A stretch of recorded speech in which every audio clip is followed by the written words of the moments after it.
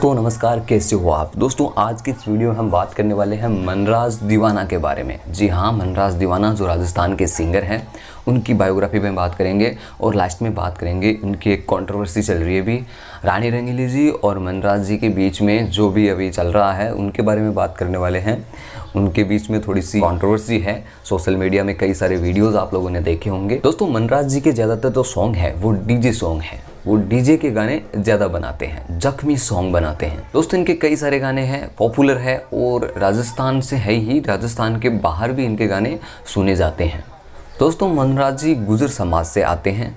लोग इनको मनराज दीवाना कहते हैं, लेकिन इनका नाम मनराज गुजर है। तो दोस्तों, वीडियो में उनकी बायोग्राफी जानेंगे, उनके बारे में कई सारी चीज़ें जो शायद आपको नहीं पता।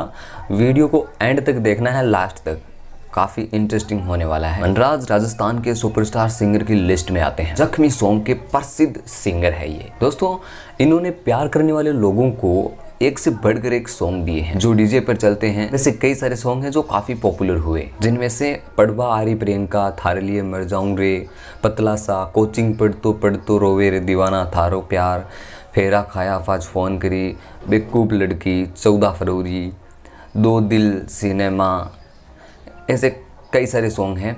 हो सकता है किसी के नाम में कुछ दिक्कत आई होगी, आप देख लेना। दोस्तों, मनराज दीवाना का जन्म गुज्जर जाति में एक साधारण परिवार में हुआ था। राजस्थान के सवाई माधोपुर के बरवाड़ा में रजवाड़ा नाम का एक गांव है, वहां पर इनका जन्म हुआ। दोस्तों, नाम तो इनका मनराज गुजर है, लेकिन लोग इनको गानों के लिए कहते हैं दीवाना। जख्मी गाना गाते हैं, दीवाना लगाते हैं इनके नाम के पीछे। दोस्तों, बात करें इनके एजुकेशन की तो बता दें कि ये पहले कोई ट्रक ड्राइवर चलाते थे और तो दोस्तों बचपन से ही गरीब परिवार में पले बढ़े, साधारण सा परिवार, और पढ़ाई लिखाई इनकी हुई नहीं, तो इन्होंने कम उम्र में ट्रक ड्राइविंग सीख लिया। ड्राइविंग इनको आती, और उसके बाद में उनकी बचपन में माँ भी गुजर जाने के कारण थोड़ी सी जिम्मेदारी और बढ़ जाती है, जिसके कारण ट्रक ड्राइविंग कर ली। और दोस्तों, जब ऐसी प्रॉब्लम्स घर में आती है तो कोई ना कोई काम करना पड़ता है, चाहे वो किसी एज में हो। जिनकी फैमिली बैकग्राउंड ठीक से काम नहीं करता, उनके लिए इस उम्र में भी उनको काम करना पड़ता है। 5 साल तक इन्होंने ट्रक ड्राइविंग की।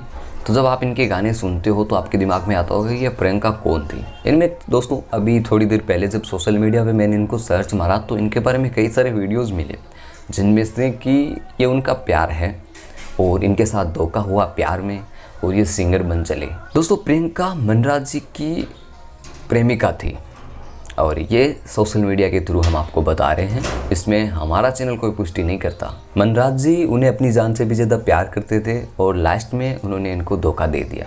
ये कहते हैं कि 2015 की बात है, जब मनराज जी एक दूध का काम करते थे, दूध की गाड़ी चलाते थे, तो वहाँ पे उनकी मुलाकात किसी से हुई थी जिनका नाम प्रियंका था।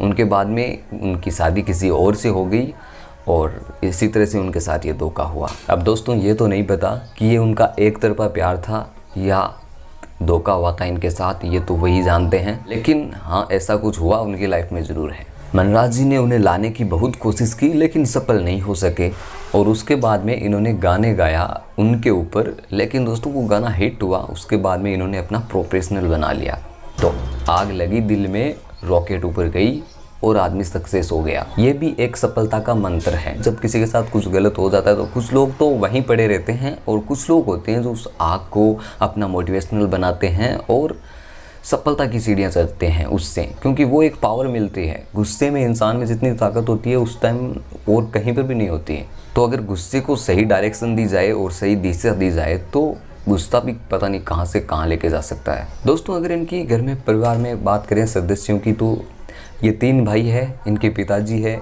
और इनकी पत्नी है, एक बच्ची है। तो टोंक में माँ भारती एक स्टूडियो है ऐसा नाम करके, जिनमें इनकी पहली रिकॉर्डिंग हुई थी गाने की।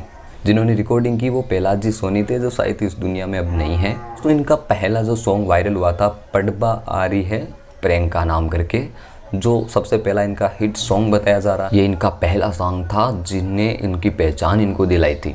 और कहीं ना कहीं इसी तरह के सॉन्ग से वो डीजे के किंग बन गए हैं। अब दोस्तों, लोग पूछते हैं कि इनके जो सॉन्ग हैं वो कौन लिखते हैं, तो ये खुद ही लिखते हैं भाई सारे सॉन्ग। तो अब हम बात कर लेते हैं इनके और रानी जी के बीच में जो अभी कंट्रोवर्सी चल रही है, जो बात हुई है उनके बारे में। दोस्तों, सोशल मीडिया के हिसाब से मनराज जी ने कोई लाइव प्रोग्राम के अंदर किसी जाति विशेष के बारे में कुछ बोला था, वो भी जानबूझ के नहीं, उनका एक सॉन्ग है तो सॉन्ग के हिसाब से उन्होंने बोला था। और आप तो जानते हैं ये इनके सॉन्ग जो डीजे पर चलते हैं वो इसी तरह के होते हैं। तो दोस्तों इन सब चीज़ों के बारे में मेरी लाइन सिर्फ यही रहेगी, चाहे रानी जी हो, चाहे मनराज जी हो, चाहे कोई भी सिंगर हो, कोई भी कलाकार हो, कोई भी सिंह जी हो, जब इंसान अपनी काम के चलते पॉपुलर हो जाता है या कुछ मतलब जब ये लाइव प्रोग्राम करते हैं, आप देखते हो हज़ारों की संख्या में लोग आते हैं, सुनते हैं, इनको फॉलो करते हैं।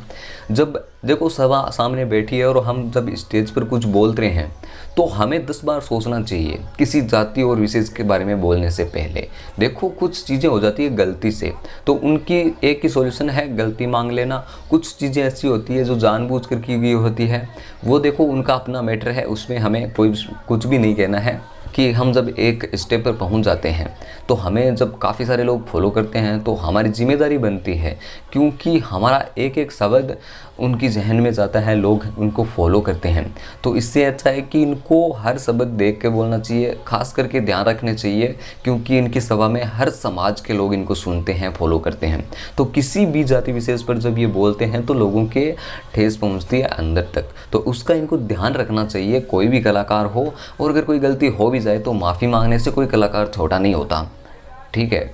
बाकी इनकी अपनी मर्जी है, अपना कैरियर है, खुद संभालो, सबको पता है अपने। और बाकी इन चीज़ों से दोस्तों एक चीज़ ये भी होती है कि जो अब बाहर देखोगे ना आप, जो यूट्यूब की दुनिया में कोलैबोरेशन बोलते हैं शायद उनको, जो एक दूसरे की ऑडियंस को शेयर हो जाते हैं। आज रानी जी अपने सोशल प्लेटफॉर्म पर मनराज जी का नाम लेके कोई वीडियोस बनाते हैं तो आप सोचो रानी जी के हज़ारों लाखों करोड़ों फैंस हैं और आज इतने सालों से काम कर रहे हैं इसमें। तो मनराज जी का जब नाम लेते हैं तो एक तरह से उनका प्रमोशन हो रहा है। जो लोग नहीं जानते ना मनराज जी को, वो उनके प्लेटफॉर्म पर आते हैं, उनके चैनल पर आते हैं, उनके वीडियोस को देखते हैं, सर्च मारते हैं, तो एक पब्लिसिटी भी हो रही है।